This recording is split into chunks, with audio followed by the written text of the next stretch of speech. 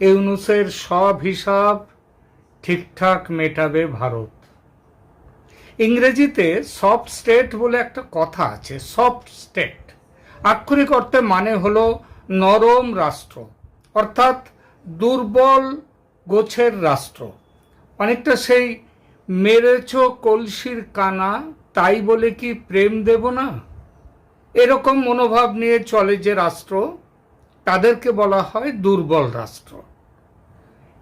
ভারত সম্পর্কে এরকমই ধারণা বিশ্বের তাবর দেশের মানুষের। চালু ছিল একটা কথা, ভারত শান্তিপ্রিয় দেশ, গান্ধীগিরির দেশ। একটা গালে কেউ চড় মারলে আর একটা গাল এগিয়ে দেবে, বলবে মারো ভাই। এই ছিল ভারত। কিন্তু এই নীতি কি এখনো আছে ভারতের? বাংলাদেশের সাম্প্রতিক ঘটনায়, অর্থাৎ শেখ হাসিনার পতন এবং তারপর ইউনূস সরকারের এইসব উচ্চিংড়ে উপদেষ্টা ও তার সচিব টচিবরা যেভাবে নিয়ম করে প্রতিদিন পায়ে পা লাগিয়ে ঝগড়া করছে ভারতের সঙ্গে, অথচ মুখ বুজে সহ্য করছে ভারত, তাতে অনেকেই বলতে পারেন ভারত এখনো সফট স্টেট। বলতেই পারেন ভারতের সঙ্গে যে ব্যবহার করেছে ইউনূস সরকার এবং করছে, ওটা আমেরিকার সঙ্গে করলে এতদিন বুঝিয়ে দিত। নরেন্দ্র মোদীর 56 ইঞ্চি বুকের ছাতি নিয়েও রাহুল গান্ধী এবং অনেকেই প্রায়ই উপহাস করেন বাংলাদেশের ভারত বিরোধী ভূমিকাতে নরেন্দ্র মোদীর নির্বিকার মনোভাব দেখে কেন যুদ্ধ করছে না, অনেকেই বলে না। এইটা দেখে সেই রাহুল গান্ধীও মজা করেছেন, কাহা গায়া ও 56 ইঞ্চ। এটা সত্যি, বাংলাদেশের ব্যাপারে ভারত সরকার যেন অতিমাত্রায় সহনশীল। এটা কোনো রণনীতি হতেই পারে ভারতের। তবে ভারতের একটা বড় সংখ্যক মানুষ কিন্তু মনে করে ইউনূস সরকারকে অনেক আগেই শায়েস্তা করা উচিত ছিল। তাহলে কি সত্যিই ভারত, বিশেষ করে নরেন্দ্র মোদীর ভারত, এখনো কি সেই আগের মতো দুর্বল মানসিকতার রাষ্ট্র রয়ে গেছে? এই বিষয়ে কিছুদিন আগে আমেরিকার গোয়েন্দা দপ্তর সিআইএর এক বড় অধিকারী, যিনি এইসব বিষয়ে বেশ কিছু বই পর্যন্ত লিখেছেন, তিনি ভারত সম্পর্কে তার মতামত জানিয়েছেন একটি সুদীর্ঘ ইন্টারভিউতে। সাম্প্রতিক, এটা কিন্তু বেশ কিছুদিন, গত জুন মাসের ঘটনা, কিন্তু এখন কেন সেইটার উদাহরণ নিচ্ছি, কারণ সাম্প্রতিক আফগানিস্তান পাকিস্তান যুদ্ধ, পাকিস্তানের বিরুদ্ধে বালোচদের যুদ্ধ এবং পাকিস্তানে একের পর এক সন্ত্রাসবাদীর মৃত্যু, এই সব কিছুর পেছনে ভারতের হাত কিভাবে কাজ করছে সেটা স্পষ্ট ফুটে উঠেছে ওই আজ থেকে কয়েক মাস আগে, গত বছরের জুন মাসের ওই ইন্টারভিউতে। কি ছিল ইন্টারভিউটা, তার সম্পর্কে দু চার কথা বলেই আমরা আলোচনায় ফিরব। এই অফিসারের নাম সিআইএর, তার নাম সারা অ্যাডামস। ভারত সম্পর্কে তিনি কি বলেছেন সেটা অতি সংক্ষেপে বলি, তারপর আপনারা বিচার করবেন ভারত এখনো সে আগের মতো সফট স্টেট আছে কিনা। আর এই যে ইউনূস অ্যান্ড কোম্পানি হাত পা ছুটছে ভারতের দিকে, অথচ ভারতের দিক থেকে তেমন কোনো প্রতিক্রিয়া নেই, এটা সেই সফট স্টেট হিসেবে ভারতের দুর্বলতার কোনো পরিচয় কিনা, তখন বিচার হবে। প্রথমে আসি সন্ত্রাসবাদ দমনে ভারতের অতীত ও বর্তমানের ভূমিকা নিয়ে। অতীতে ভারত তার বুকের ওপর কোনো সন্ত্রাসী ঘটনা ঘটলে তার প্রতিক্রিয়ায় যতটুকু না করলে নয় ততটুকুই করত। মনে রাখতে হবে, ভারতের সন্ত্রাস সৃষ্টি করা, সন্ত্রাসীদের লালন পালন করা, প্রশিক্ষণ দেয়া, তাদের অস্ত্রশস্ত্র দেয়া এবং সেই অস্ত্রশস্ত্র দিয়ে ভারতে পাঠিয়ে দেয়া, এই কাজটা প্রধানত করে পাকিস্তান। আর কিছুটা করেছে বাংলাদেশেরও কিছু কিছু সরকার, যেমন খালেদা জিয়ার সরকার, তার আমলে বাংলাদেশ সেটা ভালোভাবেই করে গেছে। এবং ইউনূস সরকার তো তার কাজ যেদিন তিনি শপথ নেওয়ার আগের দিন তিনি ঢাকায় পা দিয়েই বলেছিলেন, ভারত যদি আমাদের এখানে কোনো কিছু গোলমাল করে আমরা নর্থ ইস্ট নিয়ে নেব। এসব কথা তো তিনিই বলেছিলেন। তো যাই হোক, বাংলাদেশকে ধর্তব্যের মধ্যে নেননি সারা অ্যাডামস। তিনি তার বক্তব্য রেখেছেন পাকিস্তানের প্রেক্ষিতে। তিনি বলেছেন, পাকিস্তানের পাঠানো সন্ত্রাসীদের শায়েস্তা করার ব্যাপারে ভারত এখন কেবলমাত্র ঘরের মাটিতে, অর্থাৎ ভারতের মাটিতে কি প্রতিক্রিয়া দেখিয়ে চুপচাপ বসে থাকে না। তারা মোদির কথায় ঘর মে ঘুষকে নিকেশ করার যে কথা, যে নীতি, সেই নীতি নিয়েছে। ঘর মে ঘুষকে মারো। ধর্মযুদ্ধ বা জিহাদের পোশাক গায়ে চড়িয়ে কাশ্মীরে অনেক দিন সন্ত্রাস চালিয়েছে। এই সন্ত্রাস যারা চালিয়েছে, অতীতে বা ভবিষ্যতে চালাবার পরিকল্পনা করছে কাশ্মীরে এবং ভারতের অন্যত্র, তাদের পাকিস্তানের ডেরায় ঢুকে মারার ব্যাপারে ভারত একটা চুক্তি করেছে তালিবানের সঙ্গে, আফগানিস্তানের তালিবানের সঙ্গে। এটা আমার কথা নয়, সারা অ্যাডামস তিনি বলেছেন যে এই টাকা দিয়েছে তালিবানকে আফগানিস্তানের। সেই টাকার পরিমাণ কত? $1 কোটি, মানে $10 মিলিয়ন উনি বলেছেন। বাংলায় ভারতীয় অর্থমূল্যে যার বর্তমান দাম 85 কোটি টাকা, 85 crores। এই টাকায় কি চুক্তি? পাকিস্তানে থাকা ভারতের সন্ত্রাস সৃষ্টির কাজে জড়িতদের একের পর এক খুন করতে হবে, নিহতদের, এবং অলরেডি খুন করা হয়ে গেছে বেশ কিছু।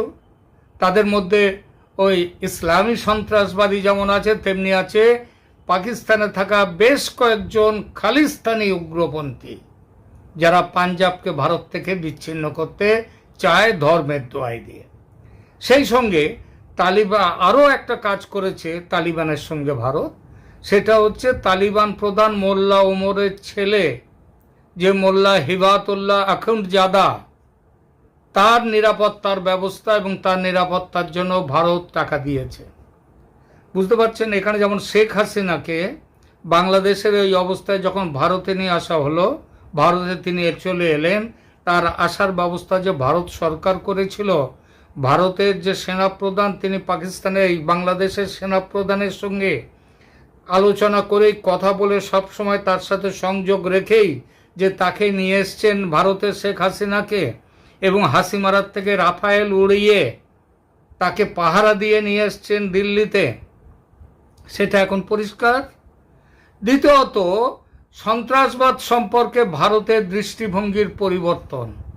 পাকিস্তান ভারতের সন্ত্রাসবাদের মদদ দিয়ে যা করে গেছে এতকাল, ভারত মুখ বুজে না হলেও সহ্য করে গেছে। ওরা মেরেছে, ভারতে ঢুকে ভারতে বসে সেই মার খেয়েছে। আর তা কি করেছে? বিশ্বের দরবারে গিয়ে প্রতিবাদ জানিয়েছে, এবং সেখান থেকে যখনই কোনো ব্যবস্থা নিতে গেছে, চীন পাকিস্তানের পক্ষে গিয়ে দাঁড়িয়েছে, ব্যবস্থা নিতে দেয়নি। এখন পাকিস্তানের সরকার বিরোধী সংগঠনগুলোকে ভারত তাহলে কি শুরু করেছে? তাদেরকে সাহায্য করা শুরু করে দিয়েছে যে তোমরা পাকিস্তানের কাজ শুরু করে দাও। তেহরিক-ই-তালিবান পাকিস্তান বা টিটিপি, কিংবা বালুচিস্তান লিবারেশন আর্মি বা বিএলএ, তাদেরকে সামরিক ও আর্থিক সাহায্য দিয়ে যাচ্ছে ভারত, যাতে তারা পাক সেনার উপরে হামলা করে পাকিস্তানের সেনাকে অতিষ্ঠ করে দিতে পারে, যাতে ভারতে তাদের আর নজর দেওয়ার সময় থাকবে না। এই গতকালই পাকিস্তানের 19 জন সেনা মারা গেছে বালুচিস্তানে। এ ব্যাপারে ভারতের সাথে ভারত যে সবগুলো করছে, তফাৎ একটা জায়গায়। পাকিস্তান তার নিজের দেশে সন্ত্রাসীদের রেখে দিয়ে সব তালিম দিত যা দেয়ার, ভারত সেটা করে না।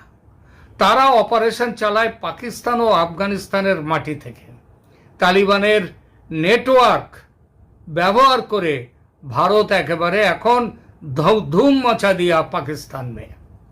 এই পদ্ধতি যে কত কার্যকর তার প্রমাণ কাশ্মীরে একের পর এক দুরন্ত জঙ্গি ইতিমধ্যে নিকেশ, তার প্রমাণ কানাডা, সেখানেও দেখা যাচ্ছে। এখানে আবার কাজ করছে কিন্তু আফগানিস্তান নয়, এই তালিবান নয়, এখানে অন্য এজেন্সি দেয়া রয়েছে, সেখানেও ব্যবস্থা রয়েছে। সেখানেও একের পর এক খালিস্তানি জঙ্গি অজ্ঞাত আততায়ীদের হাতে মারা গেছে কানাডায়। কানাডার প্রধানমন্ত্রী জাস্টিন ট্রুডো খুব হইচই করেছিলেন এই নিয়ে, প্রমাণ না পেয়ে চুপ করে গেছেন। ভারতের পেছনে লাগা কানাডার পক্ষেও অতটা সহজ নয়। এখন তো ছেড়েই দিয়েছেন তিনি প্রধানমন্ত্রিত্ব, ছেড়ে দিতে বাধ্য হয়েছেন। হইচই শুরু করেছিলেন আমেরিকার বাইডেন সাহেবও, তিনিও হইচই শুরু করেছিলেন। পান্নু নামের এক খালিস্তানি, বর্তমানে আমেরিকার নাগরিক, তাকে হত্যার চক্রান্ত করছে ভারতের এই নিয়ে খুব স্বর তুলেছিল বাইডেন প্রশাসন। আপাতত শান্ত, কারণ প্রমাণের অভাব। আর ভারতের বিরুদ্ধে এই ব্যাপার নিয়ে মুখ খোলার সাহসও নেই। বারাক ওবামা সাহেব, আপনি পাকিস্তানে ঢুকে আপনি হত্যা করেছিলেন আপনি পাকিস্তানে ঢুকে হত্যা করেছিলেন ওসামা বিন লাদেনকে, কারণ তিনি সন্ত্রাসবাদী। এই তো, তা আপনারা করলে দোষ নেই, ভারত করলেই দোষ। ভারত এটা বুঝিয়ে দিয়েছে। আগেই বলেছি, সারা অ্যাডামস, তার বক্তব্য সুদীর্ঘ। এই এপিসোডের সংক্ষিপ্ত পরিসরে সেটা বলা যায় না, তার দরকারও নেই। শুধু যেটা বলার সেটা হলো, ভারত এখনো সফট স্টেট আছে কিনা এইটা প্রশ্ন, এবং ভারত আজকে ইউনূস সরকার যেটা শুরু করেছে তার বিরুদ্ধে ভারত কোনো ব্যবস্থা নেবে কিনা, এটাই হচ্ছে বক্তব্য। যা বললাম তাতে আমার মনে হয়েছে এতক্ষণে যে ভারত আর সফট স্টেট নেই, এবং ওই যে সেই মেরেছ কলসির কানা তাই বলে কি প্রেম দেব না, ভারত আর এই জায়গাতে দাঁড়িয়ে নেই রাষ্ট্র হিসেবে। কি মনে হলো আপনাদের সেটা মন্তব্য করে জানান। এবার আসি, পরিবর্তিত ভারতের এই পরিচয় কি বাংলাদেশের ইউনূস সরকারের ক্ষেত্রে দেখা যাবে? শেখ হাসিনার প্রত্যাবর্তনে ভারত কি কার্যকর কোনো ব্যবস্থা নেবে? গতকালকের প্রতিবেদনে বলেছিলাম, সেন্ট মার্টিন দ্বীপ আমেরিকাকে উপঢৌকন দিয়ে, লম্বা লিজ দিয়ে গদি বাঁচাবার চেষ্টা করছেন ইউনূস সাহেব। ট্রাম্প যে এই প্রস্তাবে খুব একটা গররাজি হবেন তার কোনো কারণ কিন্তু নেই। কারণ যদি এইরকমভাবে পাওয়া যায় একটা দ্বীপ, এবং সেটা বঙ্গোপসাগরে, যেখানে থাকলে দ্বীপ করবার জন্য এতকাল ধরে সেই মুজিবুর রহমানের আমলেই 1972 সাল পর্যন্ত এই চেষ্টা করেছিল আমেরিকা, কিন্তু মুজিবুর রাজি হননি। সেটা গতকালকের একটি এপিসোডে আমরা এটা বলেছি। কিন্তু ভারত যে এখনও রাজি হয়ে যাবেন ট্রাম্প, কিন্তু ভারত যে গায়ের ওপর ওই মৌলবাদী বিস্ফোড়া রাখবে না, যে সে কথাটা আমি বলেছিলাম। এবং ভারতের বিরুদ্ধে গিয়ে ইউনিসরেও এমন প্রস্তাব মেনে নিতে দেবে না। আমেরিকা এই প্রস্তাব মেনে ইউনুসকে বসিয়ে রাখবে, এবং তারা সেন্ট মার্টিনে গিয়ে তারা তাদের ঘাঁটি গাড়বে, এই প্রস্তাব ভারত মেনে নেবে না। সে কথাটাও গতকাল বলেছিলাম। কারণ হচ্ছে, ভারতও আমেরিকাকে সেখানে বসতে দিলে ভারতের খুব যে বড় অসুবিধা তা নয়, অসুবিধাটা মূলত চীনের। কিন্তু ওই ইউনূসের মতো মৌলবাদীকে ক্ষমতায় বসিয়ে গায়ের ওপর বিস্ফোড়া রেখে দিতে ভারত চাইবে না। আর এক সপ্তাহ পরে ফেব্রুয়ারির 13 তারিখে হোয়াইট হাউসে বৈঠক হচ্ছে ট্রাম্প এবং মোদির। সেখানেই ঠিক হবে বাংলাদেশের কি ভবিষ্যৎ। ভবিষ্যৎ মানে ইউনূসের বিদায় তো অবশ্যম্ভাবী। এই বিদায়টা কবে শেখ হাসিনার দেশে ফেরা, এই পুরো ব্যাপারগুলো ঠিক হবে। এবং এখনও বলছি যে সেটা খুব দেরি করেও নয়, সেটাই ফেব্রুয়ারিতে কিংবা মার্চে। সুতরাং যারা ভাবছেন যে ইউনূস খুব হাত পা ছুঁড়ে এই যে ভারতকে গালাগাল দিয়ে যাচ্ছেন, নিজের বিরক্ত দেখাচ্ছেন, গ্যালারি শো দিচ্ছেন, এটার খুব বেশি দিনের জন্য নয়। ভারত এটাকে এই 13 তারিখে যাচ্ছেন মোদি, মিলিয়ে নেবেন কথাটা, যে এই সময় বাংলাদেশ নিয়ে আলোচনা হবে এবং একটি পজিটিভ জায়গাতে বাংলাদেশ সম্পর্কে সিদ্ধান্ত সেদিন হবে।